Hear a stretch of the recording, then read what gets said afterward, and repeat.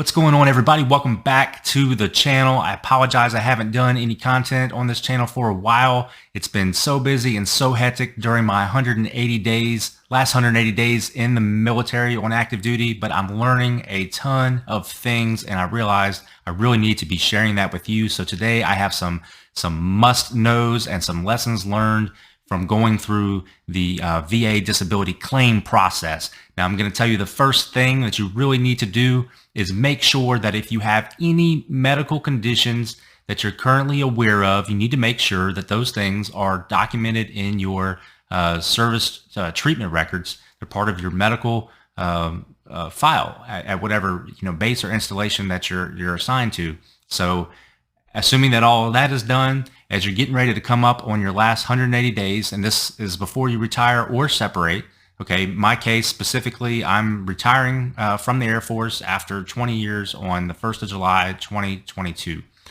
You need to find a good veteran service officer or VSO, as you'll commonly hear it referred to, okay? And I think the best way for you to do this is to y'all know somebody that has retired or separated from the military, probably right there where you're stationed at.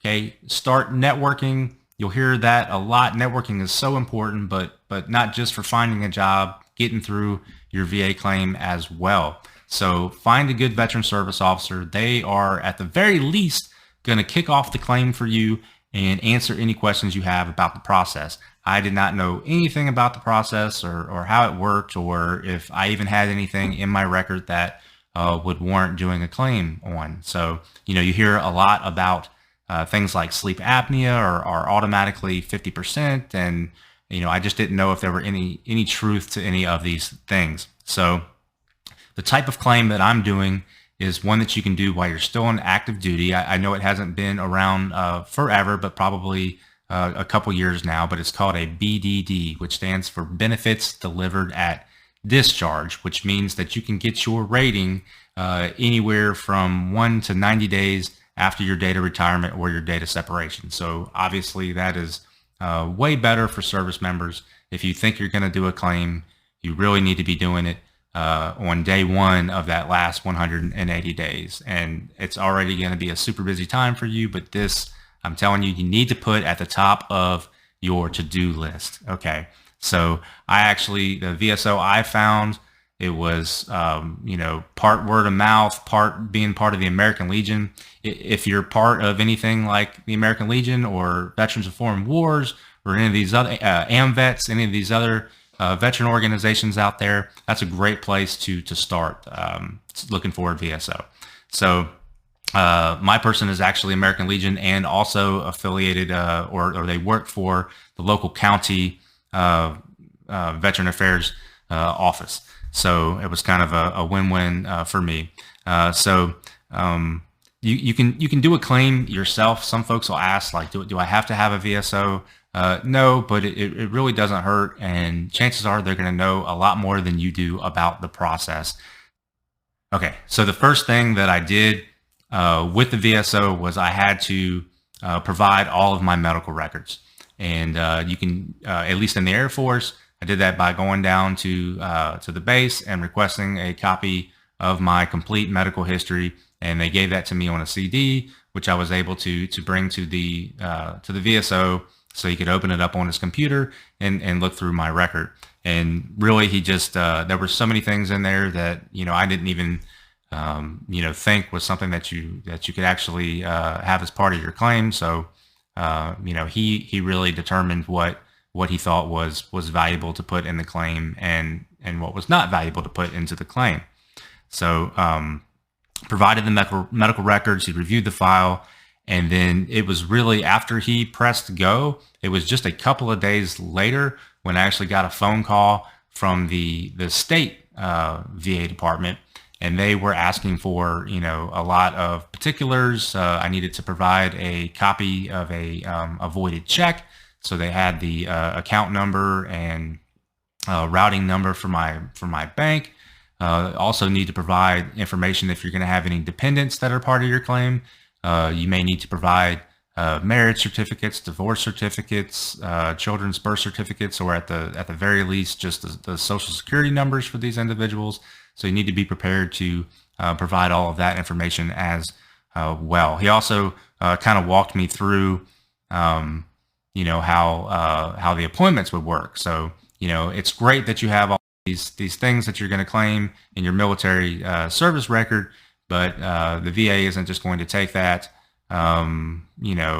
solely into consideration. They're going to have you go see their own doctors, or in the case nowadays for most folks, I think it's they contract that out. So I had a total of, I think it was 6 appointments that I needed to go to. All but one of them were actually in my local area. One of them I had to drive about an hour and a half away to. So not a huge deal, but you are going to have these appointments that you have to get to, and all of those records from those evaluations I did see were uploaded into my Air Force. I was able to go to Tricare Online. About 1 month later into the process, I went to schedule my my Air Force. I call it a Sherpi, SHPE. I can't. It's like a separation health assessment, evaluation. I don't remember exactly what it stands for, so I apologize for that. But because I had done a BDD type of VA claim and I had already been seen by these VA doctors, that actually checked the box on my Air Force out processing list for this Sherpi exam. So I was able to get that off my to-do list for out processing.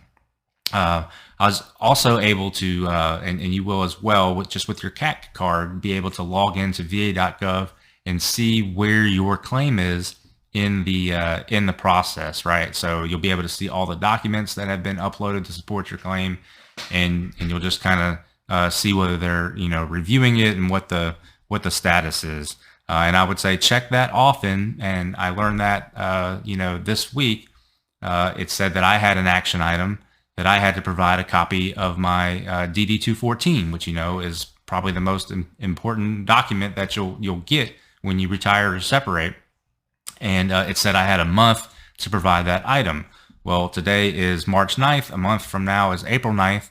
Guess what? I'm still going to be in the Air Force on April 9th. I can't provide them a DD-214 because you don't get that until you get out of the military. So even though this BDD process has been around for a while, I'm going to have to call the VA or send them a message somehow and see what the deal is. I don't know if they want a draft of the DD-214 or what, but obviously none of us are able to provide that before we're actually out of the service. And you would think the VA would know that and not ask for it while you're still in active duty, but that remains to be seen. So again, that decision is going to come out somewhere between 0 and 90 days after you're retired or separated. There's so many things that could further be kind of drilled down on here. I'm in the process of trying to decide the best healthcare plan for my family, whether I stick with Tricare. Is that going to be Tricare Prime or this new Tricare Select option, new to me getting out of the service, Tricare Select, or depending on what happens with the VA claim, will I use the VA for my health care? Will the company that I may or may not end up working for have a healthcare plan that works? So those are all decisions and things that are going to happen. As things evolve with this VA claim, I will make additional update videos. So I hope that you'll subscribe so you don't miss any of those. And more than anything, this is a two-way street. I know a lot of you out there have already gone through these things, and you may hear something and be like, yeah, Nick, you said that wrong, or this is what I found was my experience, or maybe you just have a question that I could help you answer.